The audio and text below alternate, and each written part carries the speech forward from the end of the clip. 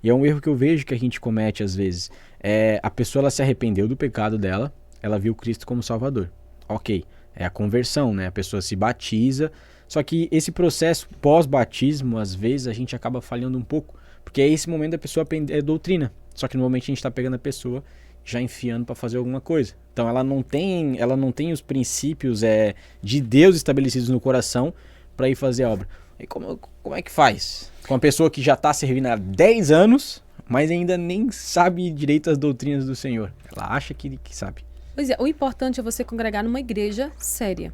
Se Uhum. você congrega numa igreja séria, vai ter todos os passos ali para você, antes de você liderar, você ser trabalhado. Por exemplo, a pessoa vem a Cristo, os seus pecados são perdoados, seu nome é escrito no livro da vida, essa pessoa agora o Espírito Santo vem habitar nessa pessoa. Aí qual é o pós ali? Qual é o próximo momento que a gente vai ter? Essa pessoa ela vai fazer sua confissão pública, que é o batismo nas águas. Ali, todas as pessoas que são batizadas em águas, pelo menos nas igrejas da Assembleia de Deus, os pastores fazem a pergunta: você crê que Jesus morreu e ressuscitou por você? Você crê que Jesus subiu ao céu? Você crê que Jesus é o caminho, a verdade e a vida? Você crê que Jesus vai voltar para buscar a sua igreja? Aquilo ali é minha confissão pública de que eu estou recebendo o Senhor na minha vida como meu Salvador. Não é só o fato de ir à frente. Eu preciso me batizar. Quem crê e for batizado será salvo.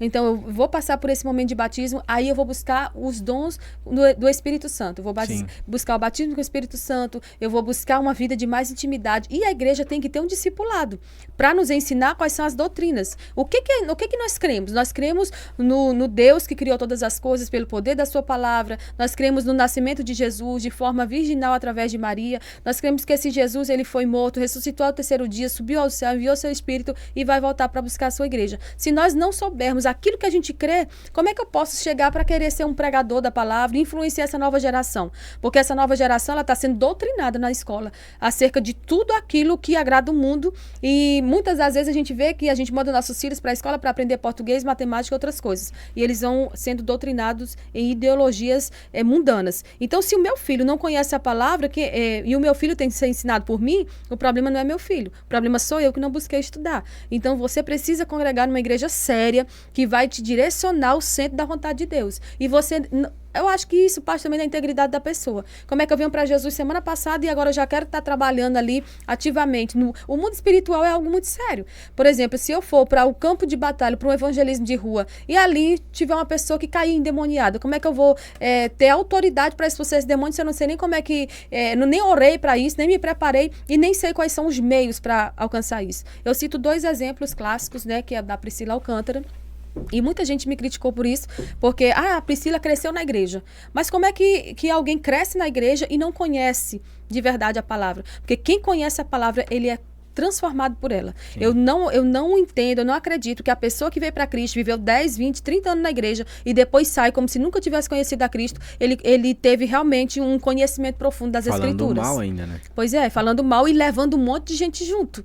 E uma outra pessoa é a André Surak. Quando ela vem para Jesus, a gente vê ela já sendo envolvida em várias atividades da igreja.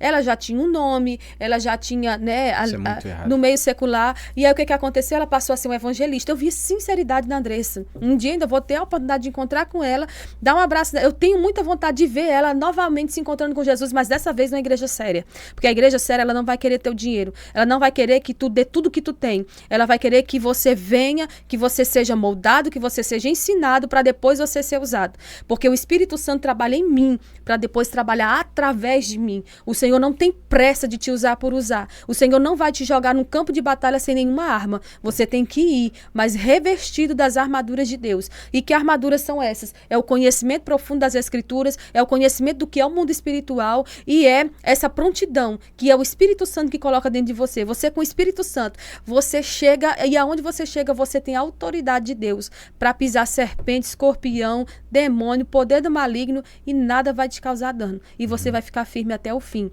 Aquele que é de Deus, o maligno não toca. Aquele que é de Deus vai perseverar até o fim. E eu fico triste porque hoje a gente vê muita gente caindo e levando mais um monte de gente. Isso aconteceu na vida, por exemplo, do J.A., né, que era uma pessoa que cresceu na igreja, mas eu creio que ele cresceu no meio daqueles movimentos pentecostais que não produziram transformação. E hoje você vê a forma como ele está. E a Bíblia tem um versículo... Ele veio pra cá fazer uma transformação, inclusive, aqui em Blumenau. Foi aqui? Pra fazer... Tem uma clínica aqui que faz essa transição, né? Felizmente. Pois é. E assim, é uma pessoa que está na mídia. A gente não está julgando o caráter da pessoa, mas a prática que nós, como cristãos e eu servos não de Deus, conheço ele. consideramos errado. Né? Então, assim, a gente vê que essas pessoas, se elas tivessem uma solidez, se elas tivessem sido trabalhadas, elas teriam permanecido. Por exemplo, o Yudi, ele trabalhou junto com a Priscila. Você vê ali a diferença entre os dois, né? Ele tem uma área de atuação e ele está usando isso para a glória de Deus. Ele está falando contra o pecado, da forma como ele foi ensinado, mas ele está, eu creio que ele está buscando crescer no conhecimento, na graça, né? Enquanto isso, a Priscila poderia estar sendo a bênção que Deus chamou ela para ser. Enquanto isso, a Andressa, se ela não tivesse sido ferida na igreja, porque tem gente que é ferida na igreja e sai da igreja. Eu quero pedir para você que está em casa, foi ferido na igreja? Escute uma coisa, na igreja tem gente que fere, mas tem gente que cura.